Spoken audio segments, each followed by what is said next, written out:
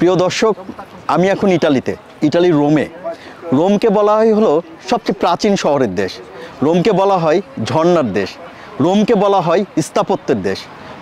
Rome হলো সেই দেশ যেখানে বিশ্বের তৃতীয় বিশ্ববিদ্যালয় রয়েছে, যেটি হলো রোম বিশ্ববিদ্যালয়। আর আপনাদের আমি এখন নিয়ে যাব সেই জায়গায়। আপনারা মনে হয় ইতিহাসটা যদি জেনে থাকেন, একটু বলে রাখি, যদি ইতিহাস নাও জানেন, আপনাদের একটা মুভির কথা মনে আছে, গ্ল্যাডিয়েটর, যেখানে রাজারা বসে থাকতো এবং সেইখানে যারা শাস্তিযোগ্য বা শক্তিশালী, যাদেরকে শাস্তি দেওয়া হতো, এদেরকে একটা খেলা দেওয়া হতো। এবং সেই খেলাটা এরকম যে একটা বাঘ ওই একটা জায়গার মধ্যে রেখে দেওয়া হতো এবং দুই যোদ্ধা যুদ্ধ করতো। যে পরাজিত হতো তাকে বাঘ দিয়ে খাওয়ানো হতো, অথবা যুদ্ধ করতে করতে যদি সে বাঘের কাছে যেত, বাঘ হামলা করে তাকে মেরে ফেলতো। এরকম একটি মানে যেটাকে বলে ভয়ঙ্কর খেলা চলতো এই ইটালির যেই জায়গায়, সেখানে নিয়ে যাব। থাকুন আমার সাথে।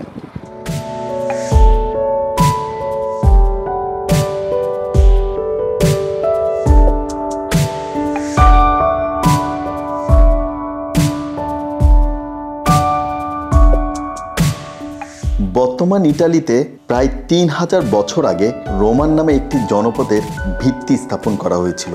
এই সময় এই সাম্রাজ্যের জনসংখ্যা ছিল প্রায় 60 কোটির মতো, যার মধ্যে আনুমানিক প্রায় 10 লক্ষ লোক এই রাজধানী রোম শহরে বসবাস করতেন।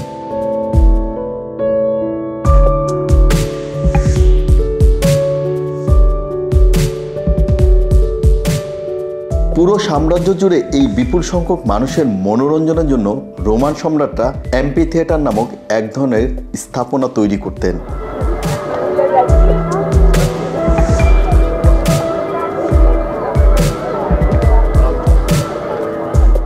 স্টেডিয়াম সদৃশ এই স্থাপনাগুলো কেন্দ্রে বিভিন্ন মরণাস্ত্র সজ্জিত গ্ল্যাডিয়েটররা মরণপণ যুদ্ধে অবতীর্ণ হতেন। থাকত বাঘ, সিংহ এবং গন্ডারের মতো প্রাণীদের লড়াইয়ের উপভোগ করার ব্যবস্থা। এমন প্রায় 250 অ্যাম্পিথিয়েটার রোমান সাম্রাজ্য জুড়ে ছড়িয়ে ছিটিয়ে রয়েছে। এই ভিডিওতে আপনাদের ক্লোসিয়াম নামক অ্যাম্পিথিয়েটার সম্পর্কে বিস্তারিত জানাবো। খোদ রোম শহরে অবস্থিত এই স্থাপনাটিকে রোমানদের নির্মিত স্থাপত্য কর্মগুলোর মধ্যে সর্বশ্রেষ্ঠ বলে আখ্যা দেওয়া যেতে পারে। এই নির্মাণে এমন কিছু প্রযুক্তি উদ্ভাবন করা হয়েছিল যা এখনও বহুতল ভবন নির্মাণে ব্যবহার করা হয়ে থাকে।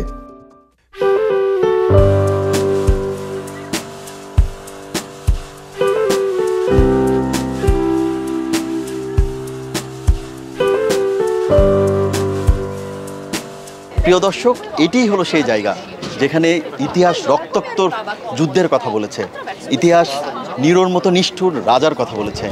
যে ইতিহাস বছরের পর বছর, 3000 বছর আগে তৈরি করা সেই ইতিহাস, যেটি 78 খ্রিস্টাব্দে এটি নির্মাণ করা হয় এবং প্রায় 8 বছর পর এই নির্মাণ কাজ শেষ হয়, যেটা নিরো করেছিল এটি রাজপ্রাসাদ হিসাবে। পরবর্তীতে এটি ক্লোসিয়াম নামে পরিচিত। এটি একটি স্টেডিয়াম মতো করা হয়েছিল যেখানে লড়াই হতো রক্তের। রোম শহরের সবচেয়ে বিখ্যাত এই জায়গাটি, এবং এটি কিন্তু পৃথিবীর সবচেয়ে আশ্চর্যজনক একটি জায়গার মধ্যে একটি।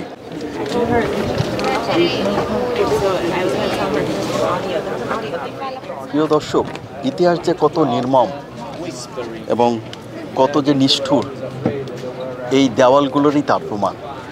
এই যে কক্ষটা বন্ধ দেখছেন, এখানেই গ্ল্যাডিয়েটররা থাকতো এবং এখান থেকে তাদেরকে নিয়ে যাওয়া হতো মূল মাঠে। এবং আরেকটি ইতিহাস আপনাদেরকে জানিয়ে রাখি, শুধু গ্ল্যাডিয়েটররা নয়, এখানে বাঘ এবং সিংহ ছেড়ে দেওয়া হতো এই উন্মুক্ত মাঠে, এবং নিরীহ যে দাস ছিল বা কোনো সাজাপ্রাপ্ত যে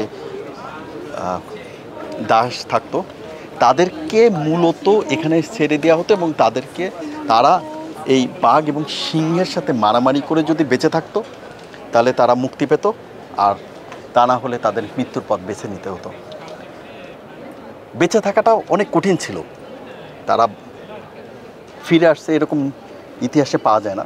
যারাই এই যুদ্ধের অবতীর্ণ হয়েছে বাঘ, সিংহ, গন্ডারের সামনে, তাদের অবধারিত মৃত্যুর পথ বেছে নিতে হয়েছে। কি নিষ্ঠুর খেলা ছিল! এই ইটগুলো হয়তো সেই ইতিহাসের সাক্ষী। আর আপনাদেরকে দেখাচ্ছি সেই জায়গাটি, এবং আরেকটি দেখায় যে এই নিচের যে কক্ষগুলো, এই কক্ষগুলোতে দাস দাসীদেরকে রাখা হতো এবং তারা এই কক্ষেই তারা থাকতো এবং যারা মৃত্যুবরণ করতো তাদেরকে এই যে দরজাটা দেখতে পাচ্ছেন এখান থেকে ভিতরে নিয়ে যাওয়া হতো এবং তাদেরকে এই উপর থেকে নিচে ফেলে দেওয়া হতো। এটি একটা নিষ্ঠুর জায়গা যেখানে হয় বাঁচতে হবে নয় মৃত্যুর সাথে লড়তে হবে। এইরকম একটি জায়গায় যেখানে রোমান গ্ল্যাডিয়েটররা করেছে যুদ্ধ এবং ইতিহাস বলে এখানে দাস দাসীদেরকে ভয়ঙ্কর বাঘ সিংহের সামনে ফেলে দেওয়া হয়েছে, যদি বাঁচতে পারে তাদের মুক্তি, আর না হলে নির্ঘাত মৃত্যু। এইরকম একটি জায়গায় দাঁড়িয়ে আজকে আপনাদেরকে জানাচ্ছি কলোসিয়াম কেমন, কি হয়, কিভাবে তৈরি হলো, কার নেতৃত্বে তৈরি হলো এবং কিভাবে এটার তৈরি হলো। থাকুন আমার সাথে। খ্রিস্টাব্দ ৬৮ সালে রোমান সাম্রাজ্য তখন সম্রাট নিরোর শাসন কার্য চলছে। নিজের শখ মেটাতে এই সম্রাট একের পর এক করের বোঝা চাপিয়ে দিচ্ছিল প্রজাদের মধ্যে। এরই মধ্যে নিজের ব্যয়বহুল বাসভবন নির্মাণের খরচ মেটাতে একই কৌশলে আশ্রয় নেন তিনি। নিরোর এই প্যালেসটি ইতিহাসের গোল্ডেন প্যালেস নামে পরিচিত ছিল। এই প্রাসাদের সামনে নিরোর ১০০ ফুট উচ্চ সোনার মূর্তি তৈরি করা হয়েছিল। নিরোর এই অমিতব্যয়ী খরচ মেটাতে গিয়ে জনগণের মধ্যে তীব্র অসন্তোষ দেখা দেয়। ধীরে ধীরে এটি বিদ্রোহে পরিণত হয়। এরপর রোমের সিনেটররা তার অপরাধের জন্য তাকে দোষী সাব্যস্ত করে এবং পরবর্তীতে ৪ জন সম্রাট পরিবর্তন হয়। পরবর্তীতে পঞ্চম সম্রাট হিসাবে শপথ গ্রহণ করেন বর্তমান সম্রাট ভেসপাসিয়ান। জনগণের জন্য কি ভালো কাজ করা যায় তাই নিয়ে চিন্তা ভাবনা শুরু করেন। Ce site, il est vraiment impressionnant parce que ça fait plus de 2000 ans qu'il existe et c'est le début de la civilisation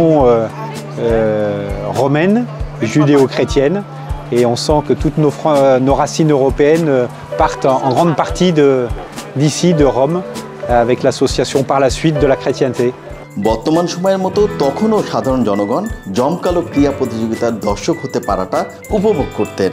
তাই নতুন সম্রাট ভেসপাসিয়ান এম্পি থিয়েটার নির্মাণের সিদ্ধান্ত নেন। প্রাক্তন সম্রাট নিরোর বাসভবন হিসাবে পরিচিত গোল্ডেন প্যালেস গুড়িয়ে দিয়ে সেইখানেই তিনি নির্মাণ করেন এম্পি থিয়েটার, যেটি এখন কলোসিয়াম নামেই পরিচিত। আজকে কলোসিয়ামটা ঘুরে দেখলাম। সপ্ত আশ্চর্যতে ছোটবেলা থেকেই পড়েছি রোমের কলোসিয়ামটা অনেক ফেমাস। সো আজকে নিজ চোখে দেখার যে সৌভাগ্যটা হলো খুবই ভালো লাগছে। ছোটবেলায় সিনেমা দেখেছিলাম গ্ল্যাডিয়েটর, সেখানে দেখেছিল যে কিভাবে সৈন্যরা যুদ্ধ করে এবং তারা কখনো বাঘের সাথে বা সিংহের সাথে যুদ্ধ করে এবং যে কোনো একজনই জীবিত ফেরত আসে, হয় মানুষ নাহলে প্রাণী। তো নিজ চোখে যখন দেখলাম আসলেই অনেক ভালো লাগলো। প্রতি বছর এইখানে সারা পৃথিবী থেকে দর্শনার্থীরা আসেন এই কলোসিয়াম দেখতে, যেটি এম্পি থিয়েটার নামে পরিচিত ছিল। প্রিয় দর্শক, এই ছিল কলোসিয়াম সম্বন্ধে আপনাদের আমি চেষ্টা করেছি তথ্যগুলো দিতে এবং খুঁটিনাটি যতটুকু আমি জানি, আমি যতটুকু ইতিহাসটা জানি সেটাই আপনাদেরকে বললাম। আর আজকের মতো এখানেই শেষ করছি। দেখা হবে অন্য কোনো জায়গায় অন্য কোনো বিষয় নিয়ে। সে পর্যন্ত সবাই ভালো থাকবেন। আল্লাহ হাফেজ।